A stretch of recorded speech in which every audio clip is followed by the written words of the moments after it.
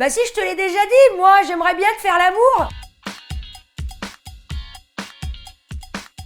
Salut, c'est Lola Dubini et je vais vous raconter ma pire fois sur scène. Donc, je joue mon spectacle 4 fois par semaine, ce qui fait beaucoup d'occasions pour vraiment qu'il y ait des moments pourris et des méga bides. En l'occurrence, un jour, un jeune homme est arrivé. Il se pose au premier rang et au bout de 4 minutes de spectacle, il me dit « Bah moi, je te ferais bien l'amour !» Donc je commence un peu à le vanner dessus en disant « Ouais mec, t'es un peu chaud ». Je le vanne pendant tout le spectacle, ça devient un running, c'est cool. 2 semaines plus tard, cette personne décide de revenir.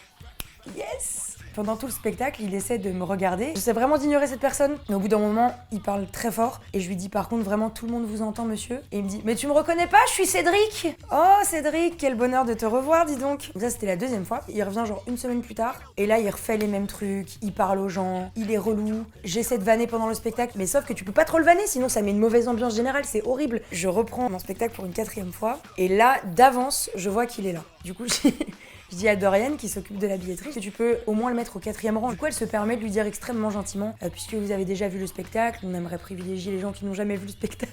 Elle trouve des excuses un peu cheloues. Il va au 4e rang. Et ce jour-là, j'avais ma copine Marina Kars qui était en première partie. Et au moment où Marina rentre sur scène, le mec va aux toilettes et il se replace au 1er rang. Je suis montée sur scène et au bout de 4 minutes de spectacle, bah si, je te l'ai déjà dit, moi, j'aimerais bien te faire l'amour. Mais mec, je te pose même pas la question pendant le spectacle. Je dis pas, qui voudrait me faire l'amour? Continue comme ça avec son air un peu chelou. Et il avait ramené un pote. Il était genre, bah moi aussi, je regarderais bien ce qu'il y a sous ta chemise. On est tous un peu gênés. Et donc, ce même jour de l'angoisse où il y avait Cédric et son ami, je commence une chanson et j'entends...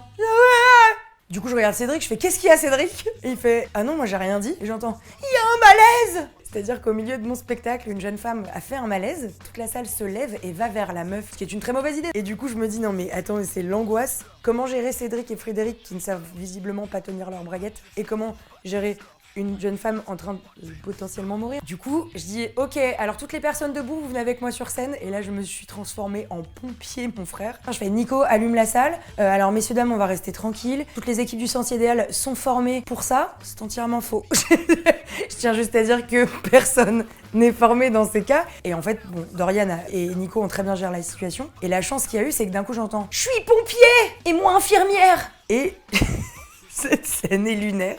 Frédéric et Cédric étaient devant au 1er rang. Ils étaient en train de me dire « Mais elle va bien la dame ?» Mais mec, je sais pas. Donc il est en train de paniquer toute la salle et je lui dis « Écoute Cédric, c'est pas le moment, si tu veux on en parle après, d'accord ?» Donc j'ai assisté à l'évacuation d'une de mes spectatrices en cochon de lait. Vraiment.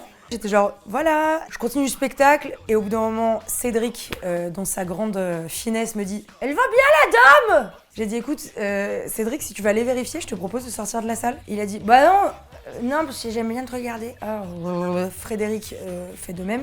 J'étais extrêmement écœurée. Et j'ai dit, bah Cédric, on se parle à la fin du spectacle, parce qu'à chaque fois qu'il était venu me voir, il n'est jamais venu me parler. Il n'est pas resté, donc j'ai même pas pu tenter d'établir un dialogue avec cette personne pour lui dire ne viens plus me voir. Et donc là, je vis dans la peur.